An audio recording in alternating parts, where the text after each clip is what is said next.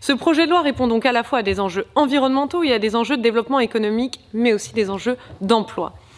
C'est cette réconciliation entre le social et l'écologique, entre le développement économique et la protection de l'environnement que nous demandent les Français, les Françaises et leurs enfants. La lutte contre le changement climatique, ce n'est pas l'affaire des générations futures, c'est la nôtre dès aujourd'hui, dès à présent.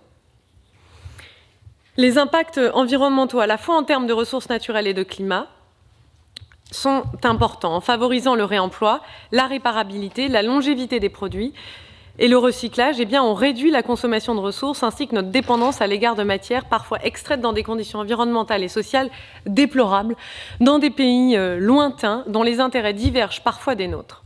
En recyclant le plastique, on évite aussi l'importation de pétrole, supprimant les plastiques superflus, puis aussi en encourageant le réemploi, et enfin en recyclant le plastique. Tout ça nous permet d'éviter l'importation de pétrole et donc de creuser le déficit de notre balance commerciale, comme de réduire aussi les émissions de CO2. L'objectif de 100% de plastique recyclé permet par exemple d'éviter autant d'émissions de CO2 que la fermeture de 4 centrales à charbon.